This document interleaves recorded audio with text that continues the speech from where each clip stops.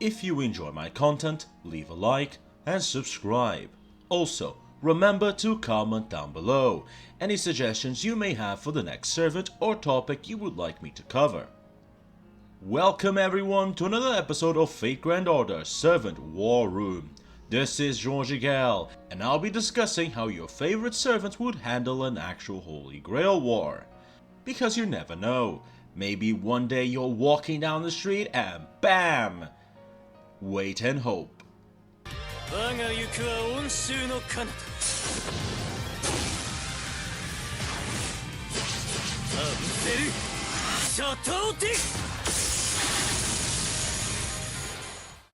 Edmond Dantes is a 5-star Avenger servant, first released in his own personal event as the first Avenger of FGO. He's by far the servant that has appeared the most in the main story outside of Chaldea's team, and he's become a kind of an iconic character for FGO. But should he be summoned into a war, how would he do?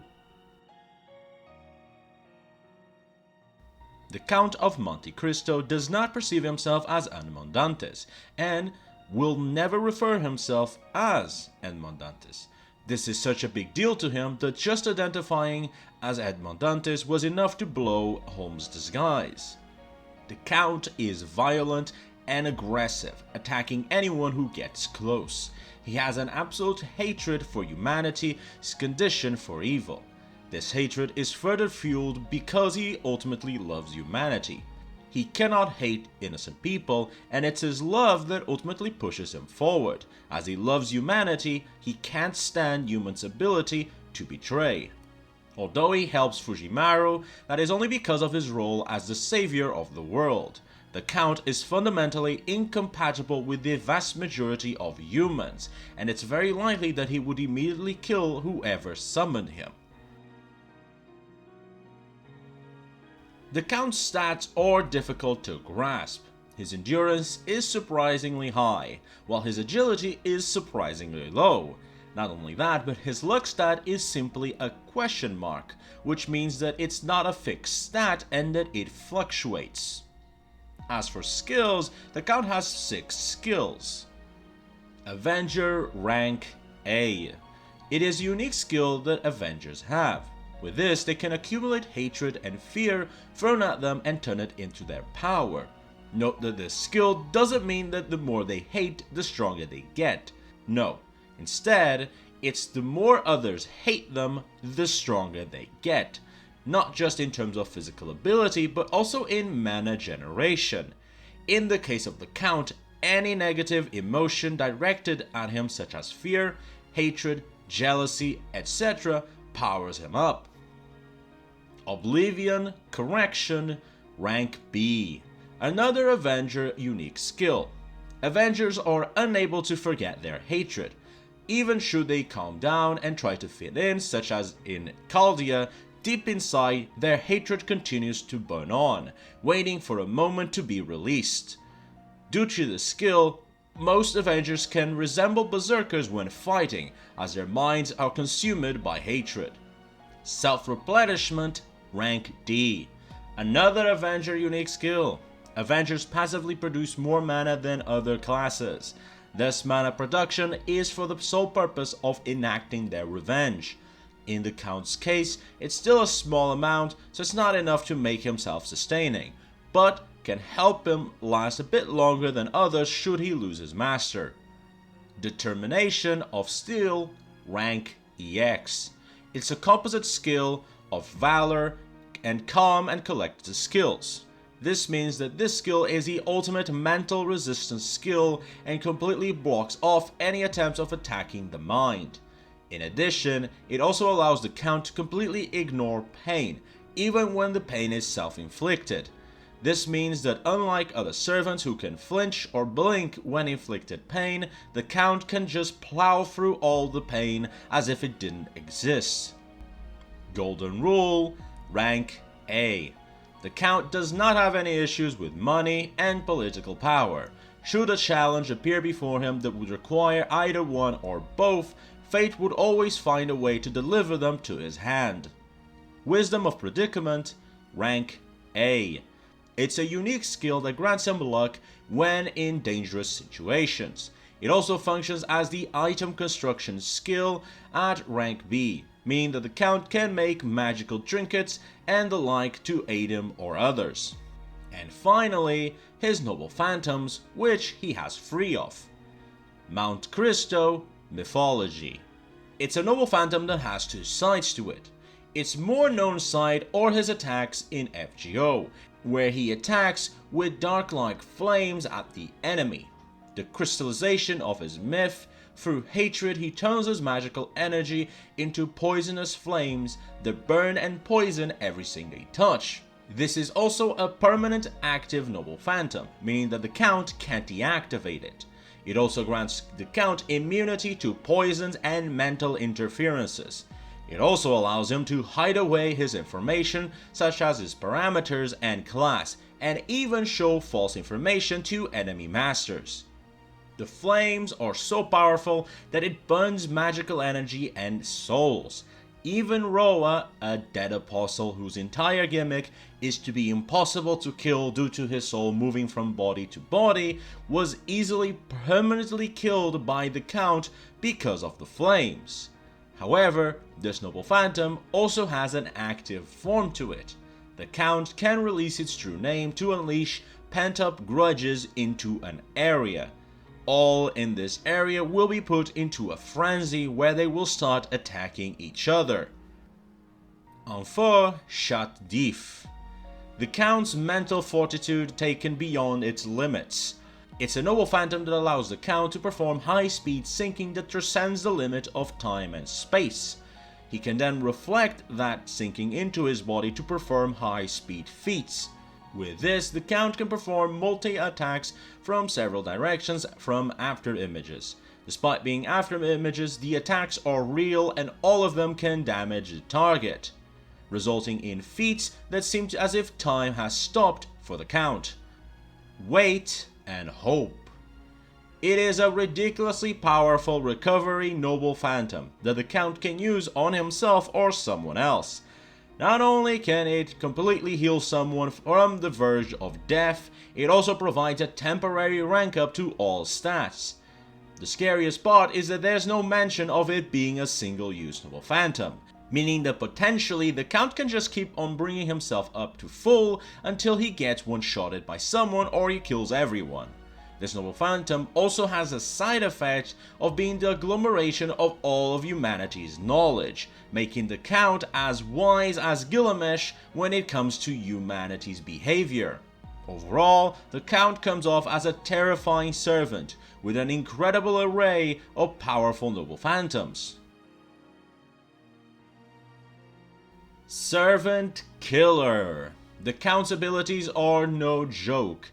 His flames are terrifying, and most servants will just die if they try to fight him.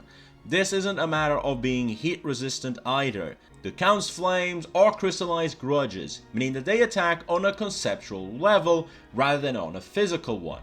This means that magical barriers, defenses, and even your soul is not safe from these flames.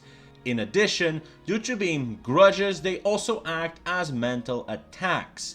That means that the Count's flames are attacking the body, the mind, and the soul all at the same time. Speedster. Despite having a low agility stat, the Count's noble phantom allows him to move at incredible speeds that almost seem as if time has stopped, making him potentially one of the fastest servants that you can summon. Nigh unkillable. The Count is extremely hard to kill. Despite not having any battle continuation, his determination of steel allows him to endure whatever damage he takes so long as it's not an instant death. In combination with his recovery noble phantom, this means that whatever doesn't kill the Count instantly will only result in him coming back stronger. Mana efficient. The Count uses a lot of mana due to both his noble phantoms, Mont Cristo's mythology, and Effort at Chateau d'If always being active, but thanks to his Avenger and mana replenishment skills, he also produces a good amount of mana himself, meaning that he's not as much of a burden on his master as one would think. Threat to everyone. The Count is not your friend, nor your ally. In all likelihood, the moment you summon him, you are dead. Fujimaru is a unique case due to his position as the savior of humanity. Let me get one thing clear here. You are dead. If you summon the Count, you are simply dead. There is no escape. The moment you summon him, he will attack everyone close to him. Such is his nature as an Avenger. There is only one situation where this wouldn't happen, and that's pure people. If you are a pure, innocent person that would never hurt a fly, then Count won't kill you. But if you're just your average human, then your life is pretty much forfeit. There's also the unique situation of victims, such as for example, a summoning where the person doing the summoning is a victim, such as Karia or Sakura. Those ones can also potentially work, although it would still result in the death of everyone else around them. As for strategies for the Count, should you be part of this very small tiny group of people, the Count is fairly straightforward due to his power. If we're talking about power alone, then he's one of the top servants easily. His flames will make easy work of even demigods and gods. His high speed makes him capable of easily outperforming most enemies, and his recovery Noble Phantom makes it really hard to take out either him or you. In addition, his immense knowledge of humans makes it extremely hard for assassins, casters, and archers to get the better of him. Overall, just following the Count around should eventually result in your win, unless really broken servants are also summoned, such as Gilgamesh or Enkidu. If this was a matter of power level, the Count would be an instant EX, no questions asked. But that's not the point of these videos. The question isn't how powerful the Count is, it's how good the Count would handle a Holy Grail War. And in that aspect, there's only one rank for him. Rank E. I love the Count, I love his laugh, but 99% of people that summon him will get killed off, while only a very small number will be able to control him. While I normally give these type of chaotic evil servants a chance, the reality is that the chances that the Count doesn't kill you on the spot are mostly dependent on what's happening around you. Did you just stumble into a ritual? Well, you're dead.